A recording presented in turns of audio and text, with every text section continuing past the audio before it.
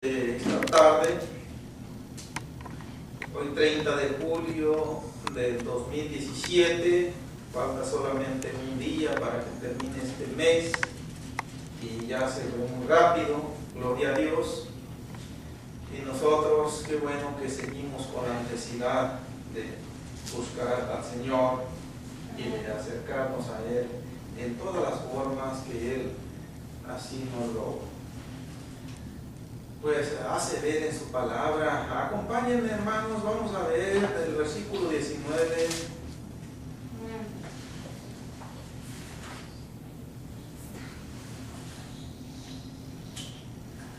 al versículo 21, son 3 versículos. Dice así en el nombre del Señor Jesús: pues las ramas, dirás, fueron desgajadas para que yo fuese injertado. Bien, por su incredulidad fueron desgajadas, pero tú por la fe estás en pie. No te ensoberbezcas, sino teme.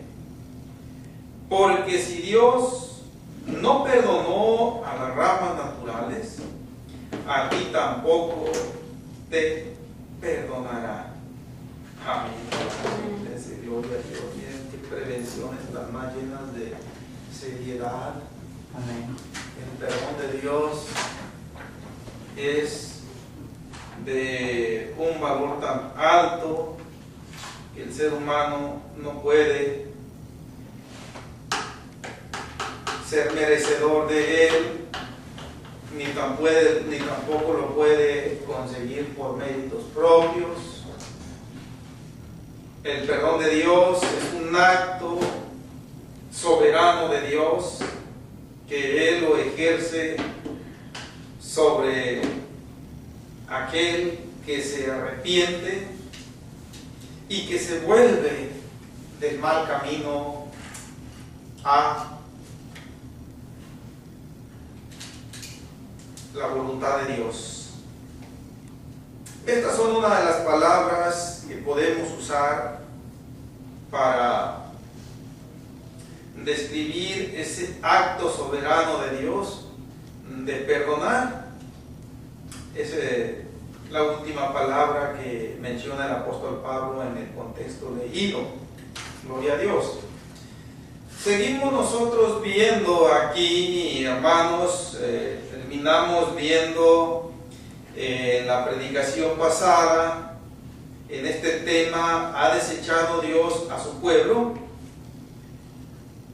Que el apóstol Pablo está avisorando en la vida de, cuando menos, algunos hermanos gentiles, obviamente, que habitaban en Roma, un serio peligro de jactancia, de orgullo, de envanecimiento,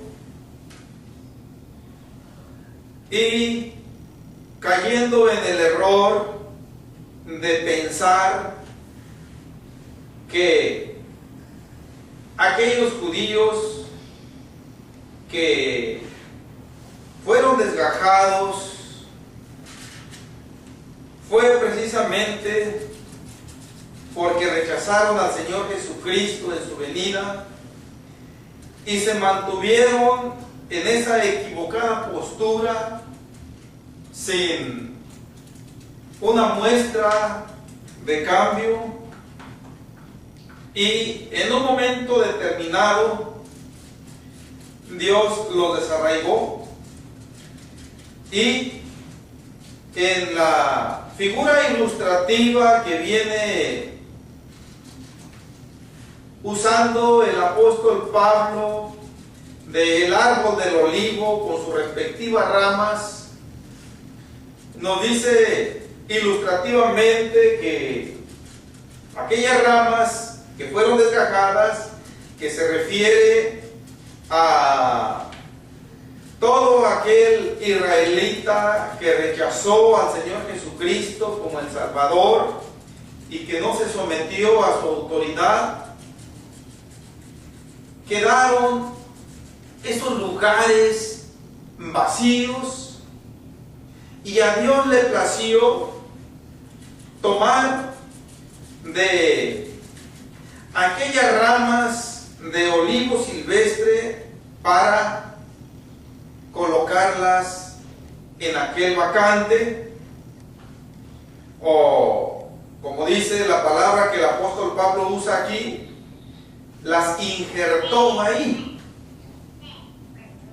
Y este acontecimiento dio lugar indudablemente a que, en lugar de ocasionar una reacción de humildad, de gratitud, de sumisión a Dios, estaba ocasionando una reacción completamente contraria y maligna, que era la jactancia. ¿En qué forma estaba la jactancia tomando vida en algunos hermanos de la congregación de Roma?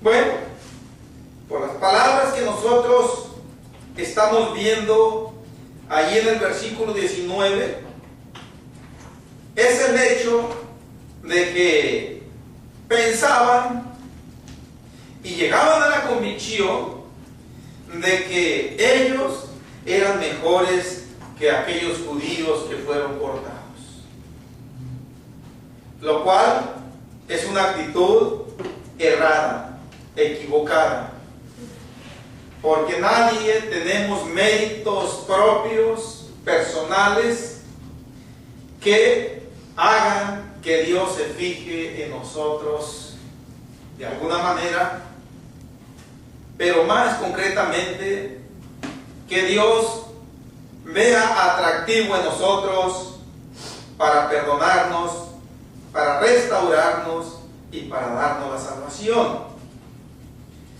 Estas palabras del apóstol Pablo, que dice lo que decían algunos judíos allá en Roma,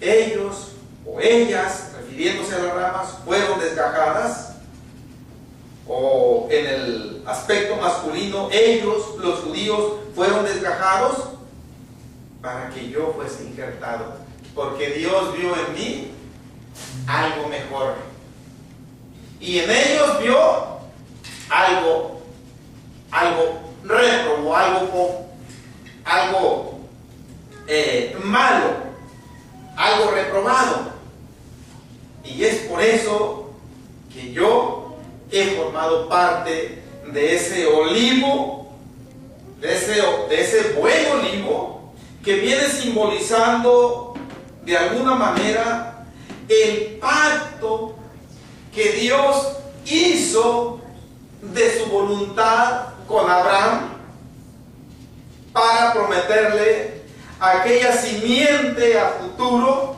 mediante la cual iba a venir la salvación universal a la humanidad.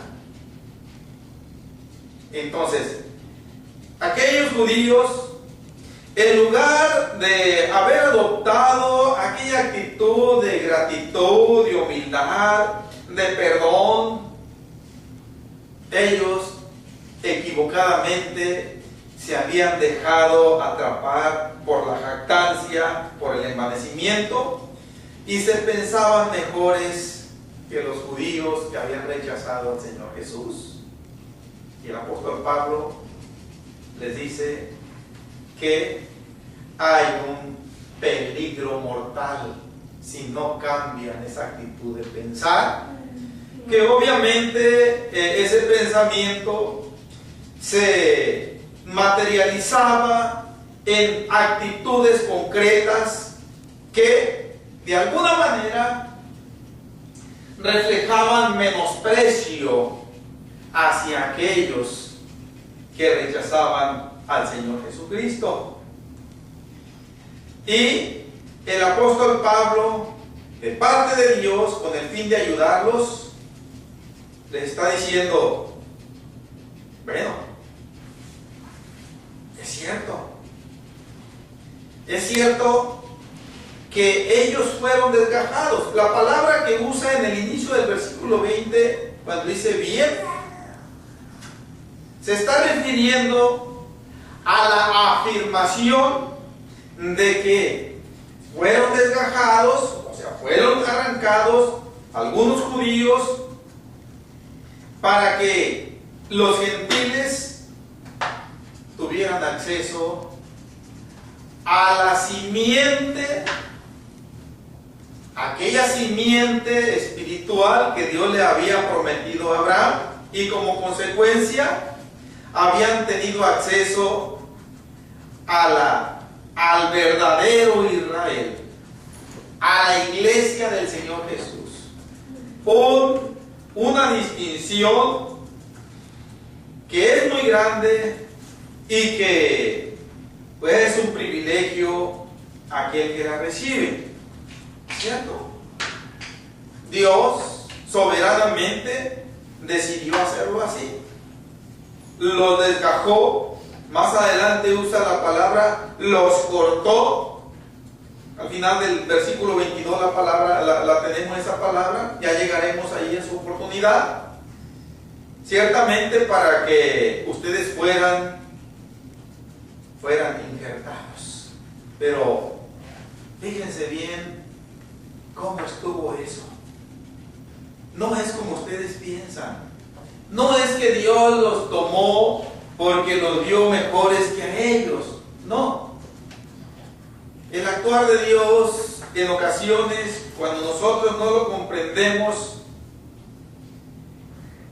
pues podemos entenderlo a nuestra manera, de una forma equivocada. El apóstol Pablo empieza diciendo allí en el versículo 20, por su incredulidad fueron desgajadas. Es cierto. Todo aquel judío que después de haber escuchado aún las palabras preliminares de Juan el Bautista, que vino preparando la venida del Señor Jesucristo para que el pueblo de Israel estuviera ya apercibido, y que empezaron con ese rechazo desde Juan el Bautista y después continuaron con esa cerrazón tanto de cabeza como de corazón cuando el Señor Jesucristo vino y empezó a ejercer su ministerio de anunciar el Evangelio, las buenas nuevas de salvación, el reino de los cielos. Continuaron con ese rechazo y que lo manifestaron tanto con palabras como con acciones.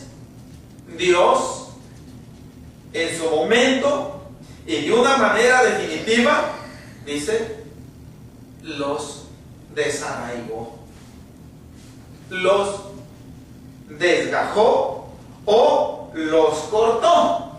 Yo ya hacía mención en la predicación pasada de que este acto de Dios es de lo más letal, es de lo más grave, y que no se le desea ni al peor enemigo. ¿Por qué?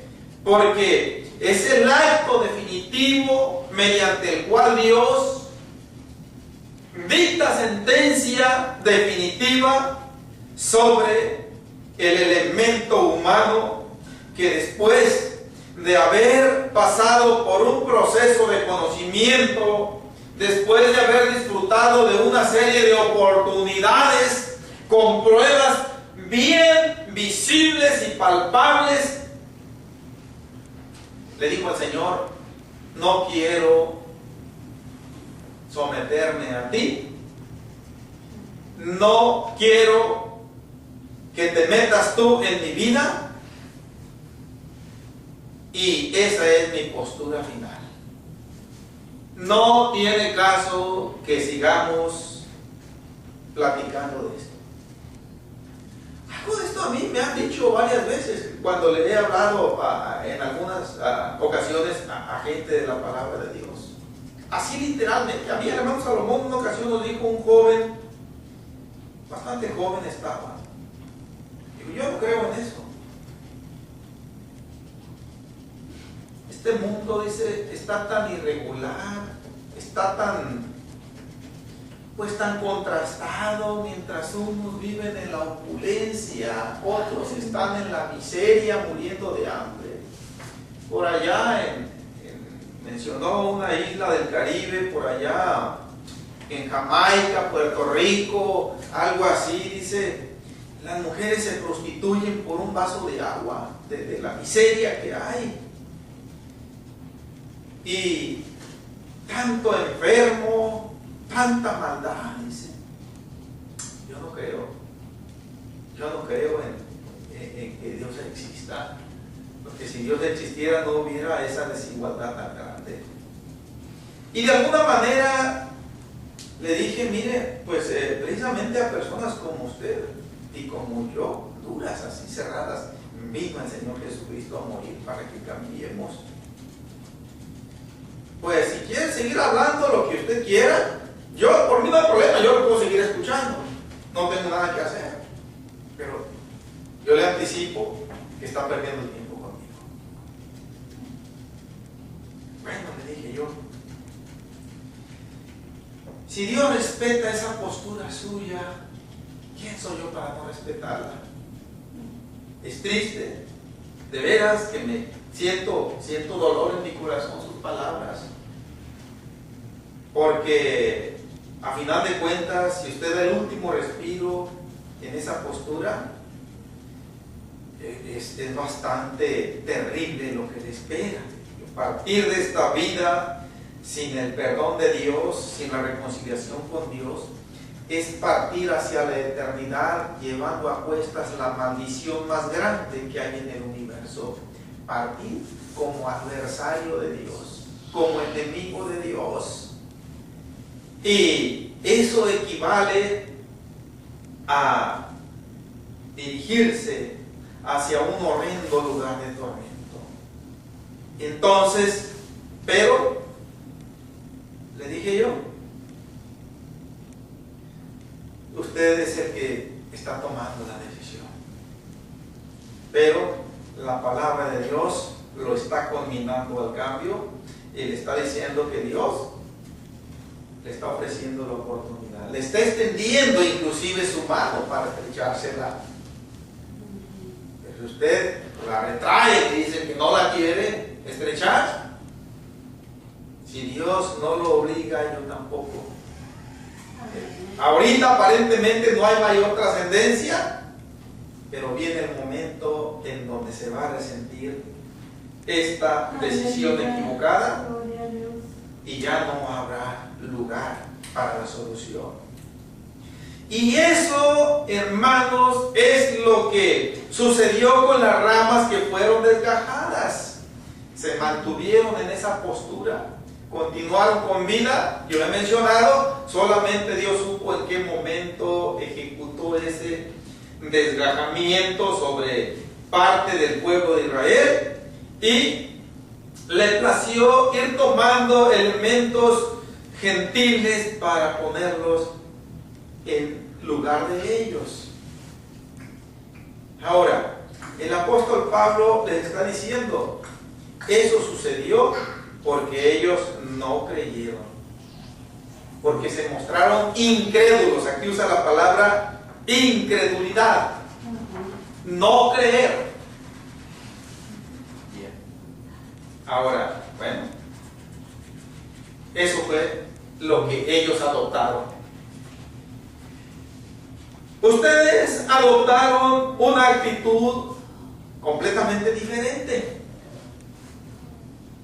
Es cierto, aquí se lo está diciendo, pero tú por la fe estás en pie.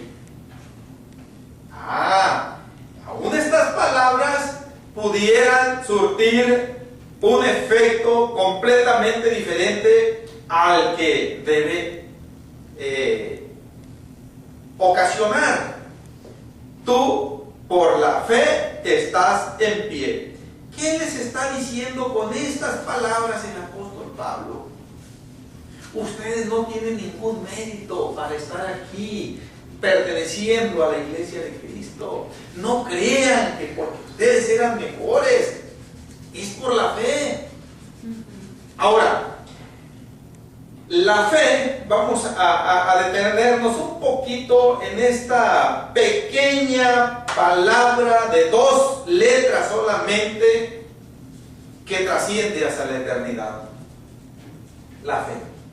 La fe, por su naturaleza y por su procedencia, nunca va a poder dar lugar a la jactancia, al orgullo, al envanecimiento. Porque la fe no es algo que uno puede producir dentro de sí mismo.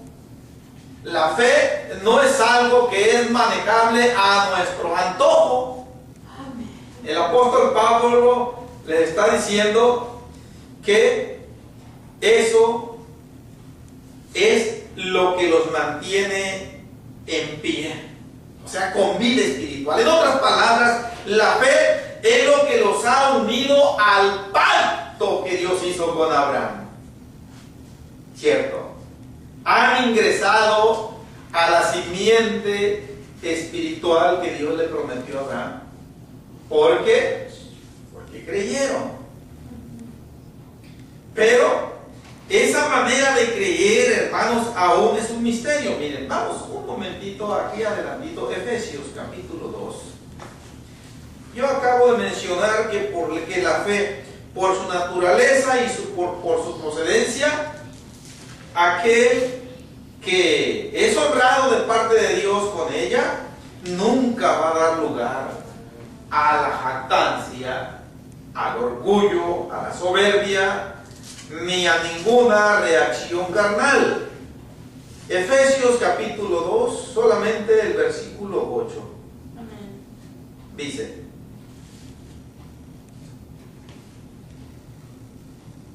porque por gracia sois salvos por medio de la fe. Y esto no de vosotros, pues es don de Dios. Es don de Dios. ¿Qué quiere decir? Que es un regalo de Dios. La fe, su origen viene del cielo. No pudo ser producida dentro de aquellos creyentes que se estaban jactando de ser mejores que aquellos judíos que no habían creído. Dice, a Dios le plació regalarles una determinada porción de fe, y es por eso que han alcanzado por lo pronto entrar en esa salvación.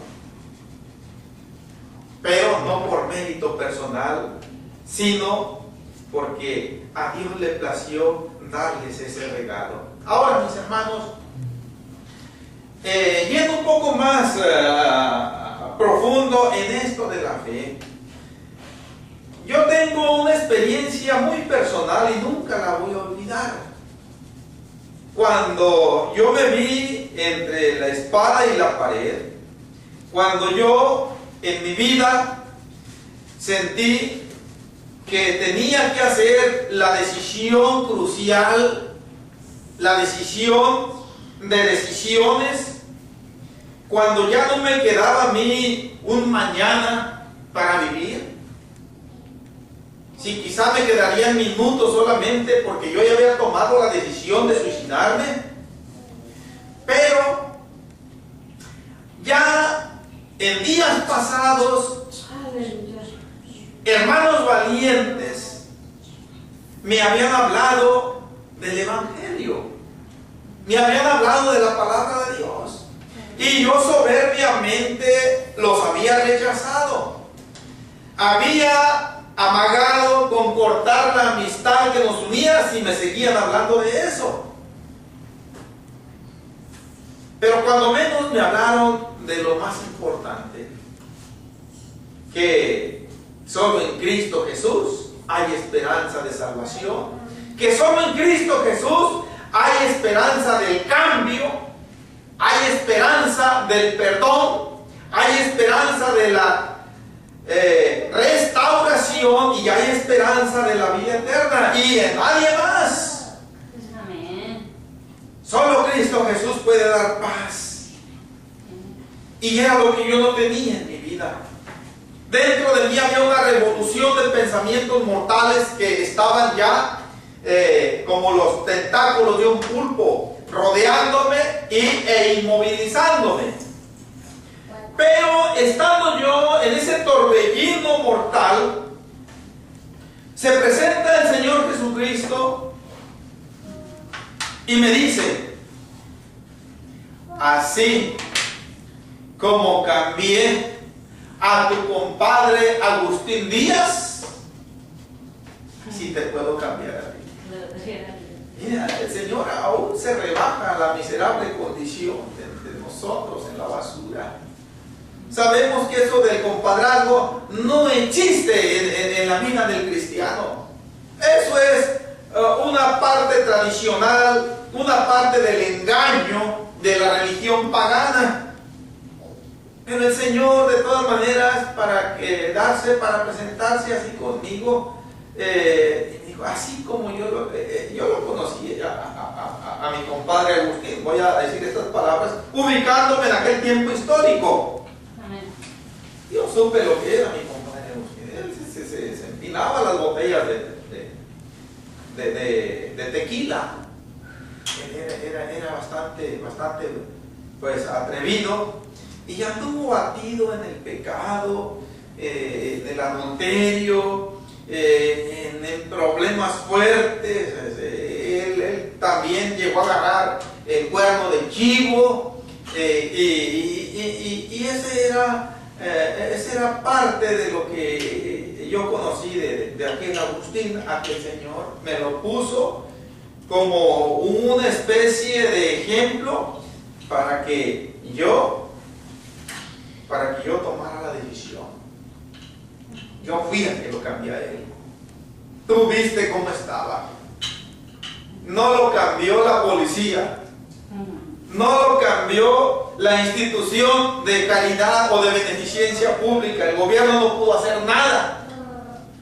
Pero yo sí pude.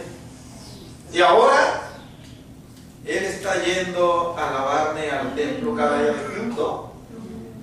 Y también te ha testificado de mí. Estas palabras no me las dijo literalmente el Señor, pero iban implícitas ahí. Y pues ahí está la prueba visible. Una prueba que no se puede refutar. Ahí está, una vida cambiada. Gloria a Dios. Pues, tú también puedes ser algo así. Pero si das el consentimiento. Y yo inmediatamente le dije: sí, Señor, yo quiero que tú me cambies. Yo quiero cambiar, yo quiero tener otra vida, porque esta vida ya no la quiero. Y fue allí, mis hermanos, yo pienso que fue ahí, pudiera estar equivocado, pero cuando menos voy a aventurarme a afirmar que fue ahí, cuando el Señor tomó su cucharón y vació en mí una porción de fe para ayudarme a creer que realmente esto podía ser así. Y que aquel Cayetano Rodríguez, aquel monstruo, podía ser cambiado en una nueva criatura. Sí, pues ahí está la prueba, pues aquí está también este elemento humano. Y el Señor lo hizo. Miren, mis hermanos, vamos a Hechos capítulo 8. Ahora vamos, yo ya les dije verbalmente la experiencia que yo tuve. Cada uno de ustedes puede hacer memoria y más o menos, y no exactamente, puede ubicar el momento en donde Dios vació esa porción de fe en la vida de cada uno y lo ayudó para que dijera, creo en ti. Pero un creo que se va más allá de la teoría. Un creo que conlleva adoptar un cambio de vida. Que lance el mensaje de que realmente hay algo nuevo allí en esa vida. Que realmente Dios ha obrado allí y operó ese cambio. Les dije Hechos capítulo 8. Quiero que me acompañen del versículo 26 en adelante. Nos está hablando de un gentil etíope aquí. Interviene también un evangelista llamado Felipe. Dice así: un ángel del Señor habló a Felipe diciendo: levántate y ve hacia el sur por el camino que desciende de Jerusalén a Gaza, el cual es desierto. Entonces él se levantó y fue. Y sucedió que un etíope, eunuco, funcionario de Candace, reina de los etíopes, el cual estaba sobre todos sus tesoros y había venido a Jerusalén para adorar, volvía sentado en su carro y leyendo al profeta Isaías. Y el Espíritu dijo a Felipe: acércate y júntate a ese carro. Acudiendo Felipe, le oyó que leía al profeta Isaías y dijo: pero, ¿entiendes lo que lees? Él dijo: ¿y cómo podré si alguno no me enseñare? Y rogó a Felipe que subiese y se sentara con él. El pasaje de la escritura que leía era este: como oveja a la muerte fue llevado, y como cordero mudo delante del que lo trasquila, así no abrió su boca. En su humillación no se le hizo justicia, mas su generación, ¿quién la contará? Porque fue quitada de la tierra su vida. Respondiendo el eunuco, dijo a Felipe: te ruego que me digas, ¿de quién dice el profeta esto? ¿De sí mismo o de algún otro? Entonces Felipe, abriendo su boca y comenzando desde esta escritura, le anunció el evangelio. Y yendo por el camino, llegaron a cierta agua, y dijo el eunuco: aquí hay agua, ¿qué impide que yo sea bautizado? Felipe dijo: si crees de todo corazón, bien puedes. Y respondiendo dijo: creo que Jesucristo es el Hijo de Dios. Y mandó parar el carro y descendieron ambos al agua, Felipe y el eunuco, y le bautizó. Amén, mis hermanos. Hasta ahí, por lo pronto. Aquí vemos un acto invisible, pero bien notable, de lo que viene siendo ya esa manifestación de Dios, de, por su gracia, vertir fe en la vida de un humano.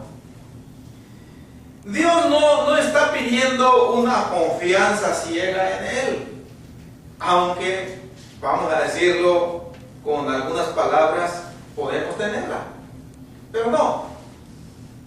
Dios primero requiere que se le conozca, que se sepa de Él. Por eso es que le dijo a sus discípulos: ir y predicar el evangelio por todas las naciones. El que creyere y fuere bautizado será salvo, mas el que no creyere será bautizado. Anúncienle al mundo que yo he venido para salvarlos. Anúncienle al mundo que yo di mi vida por ellos. Anúncienle al mundo que solamente mi sacrificio que yo hice por la humanidad puede quitarles el pecado de encima si reaccionan con fe ante mí. Y ahí van los apóstoles, ahí va Felipe, enviado por el Señor de una manera muy especial. Aquel eunuco estaba en una encrucijada estaba en una duda, leyendo la palabra de Dios, pero no la comprendía. No sabía si aquel pasaje de Isaías se refería al mismo Isaías o se refería a otra persona. Y ante eso, pues él estaba impedido para dar el siguiente paso. Cuando el Señor envía a Felipe, dice que Felipe, partiendo de esta escritura, o sea de Isaías 53:7, dice, empezó, ¿qué dice aquí? A anunciarle, le anunció el Evangelio de Jesús. Empezó a decirle quién era el Señor Jesucristo, qué había hecho por él, qué había hecho por la humanidad. Y empezó a describirle una serie de beneficios que todo humano que se decide a recibirle, a creer en él, puede disfrutar aquí en esta vida. Pero lo más importante es la eternidad, la vida eterna. Indudablemente que Felipe le habló del bautismo como punto o como paso también indispensable para recibir el perdón de pecados. No menciona aquí, solamente Lucas nos dice, comenzando desde esta escritura, le anunció el Evangelio de Jesús. Y ahí empieza a presentar al Señor Jesucristo como el punto central del mensaje, que siempre debe ser así. Empieza a desplegar el mensaje del Evangelio, presentando al Señor Jesucristo como la médula espinal. Y le dice que Él puede perdonar sus pecados si cree que Él es el Salvador del mundo. Y si Él tiene esa confianza, pues debe decidir y consentir ser bautizado para ese perdón de Dios. Hermanos, y cuando Felipe le empieza a anunciar el Evangelio, de ahí, de ese segundo, de ese momento histórico, que fueron tal vez minutos, hasta cuando vemos en el versículo 37, parte final, que él dice, creo que Jesucristo es el Hijo de Dios. En ese ínter de tiempo, ahí Dios le mandó el regalo de la fe para ayudarlo a que tomara la decisión correcta. Bien. Y fue por eso que aquel eunuco pudo decir, creo que Jesucristo es el Hijo de Dios. Porque Dios intervino ahí, dándole fe. Ya nos dijo el apóstol Pablo en Efesios 2:8, que es un don o un regalo de Dios. Y Dios no está obligado o no le debe a nadie nada para darle este regalo. Simple y sencillamente es un regalo. Nadie que recibe un regalo puede decir, yo me lo he ganado.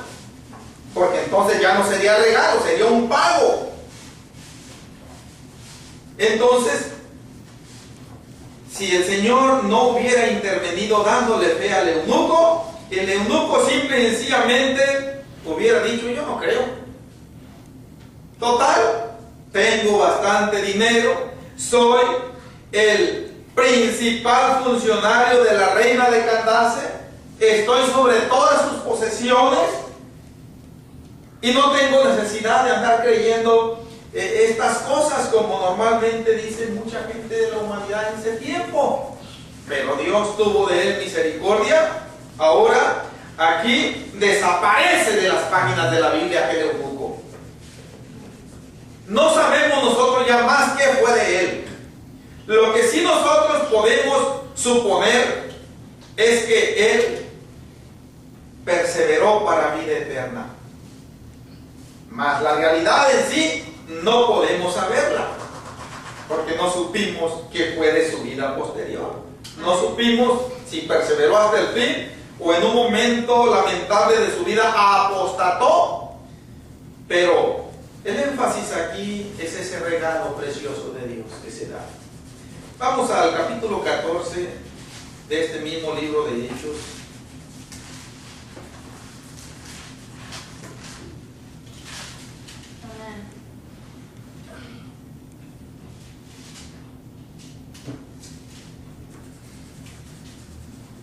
Versículo 8 en adelante. Dice así: y cierto hombre de Listra estaba sentado, imposibilitado de los pies, cojo de nacimiento, que jamás había andado. Este oyó hablar a Pablo, el cual, fijando en él sus ojos, y viendo que tenía fe para ser sanado, dijo a gran voz: levántate derecho sobre tus pies. Y él saltó y anduvo. Amén, mis hermanos. Ya no se nos dice más qué pasó tampoco de este personaje, este paralítico. Pero lo que sí podemos ver también es eso mismo. Ya no voy a ir a más ejemplos, hay muchos más ejemplos en la palabra de Dios, tanto en el Viejo Testamento como en el Nuevo Testamento, de acciones de parte de Dios en donde le da fe a las almas para que vengan a Él. Bien. Este oyó hablar a Pablo. ¿Y qué le oyó hablar a Pablo, mis hermanos? Pues nada más ni nada menos que estaba predicando al Salvador del mundo. Estaba predicando que Él era poderoso, no solamente para salvar, sino aún para sanar físicamente a los paralíticos. Amén. Por mano mía el Señor ha sanado a este y a esta y en aquel tanto lugar. El Señor ha levantado hasta muertos. Si solamente pueden creer. Y nos dice que de pronto el apóstol Pablo se le fijó a aquel paralítico en los ojos. Y el Señor le reveló al apóstol Pablo: ora por él y yo lo voy a sanar. Porque ya le dije para que recibiera ese regalo mío. Hay mala fe de parte mía. Tú nada más ora por él y yo me encargo del resto, Pablo. Y ahí estuvo la actitud o el momento en donde el Señor vertió fe sobre este paralítico. Podemos suponer que por gratitud él le sirvió a Dios, mas no podemos dar una afirmación contundente tampoco, porque ya también aparece rápidamente, y así como aparece rápidamente en la escena bíblica, también desaparece para no volver a aparecer ya. Pero el énfasis que venimos haciendo, mis hermanos, y es con el propósito de visualizar por qué el apóstol Pablo, volviendo a Romanos 11, les dice a los hermanos: pero tú por la fe estás en pie. Que ellos estén conscientes de que nada pudieron hacer para tener esa fe. Fue algo que Dios les dio y que los ayudó a creer en aquel Salvador, y que por lo tanto Dios le plació injertarlos y hacerlos tomar parte de la descendencia bendita que le prometió a Abraham. Dice: por la fe estás en pie. Entonces, tomando en cuenta que no hay ningún mérito en nosotros ni en aquellos hermanos para haber tenido fe, termina diciendo, el apóstol Pablo creo que dio por sentado que ellos entendieron el significado de estas palabras, y ahora les dice: no te ensoberbezcas. La palabra ensoberbecer quiere decir alguien que se vuelve soberbio, alguien que se vuelve orgulloso, o alguien que se vuelve jactancioso, que cree que tiene méritos propios para que Dios lo mejore. Ahora, y ese creer se manifiesta en palabras y en acciones. En eso consiste la jactancia, en ostentar públicamente supuestas cualidades o virtudes que uno tiene. Dice, no te ensoberbezcas, sino teme. A esto es a donde conduce la fe que viene de Dios, al temor de Dios, a tener miedo de pecar contra Dios. Pero que debe hacerse eso por respeto a Dios, por reverencia, no por un miedo de terror, sino por gratitud, por reverencia, por respeto, gloria a Dios, a ese acto de la gracia de Dios, de darle fe a uno, y mediante esa fe nos conectamos con la descendencia espiritual de Abraham. Gloria a Dios. Aquí, mis hermanos, terminamos la predicación en el versículo 20. Vamos a continuar con el versículo 21, en donde el apóstol Pablo empieza a describir una serie de factores por las cuales no debe jactarse el creyente nunca, jamás, pensando que es mejor que otros. Y aquí el apóstol Pablo empieza a decir algunas razones. Ya nos ocuparemos de ellas detenidamente en la próxima predicación, si el Señor así nos concede. Por lo pronto, mis hermanos, damos por terminado este sermón y vamos a orar para despedirnos, dándole gracias a Dios. Oremos, digámosle al Señor: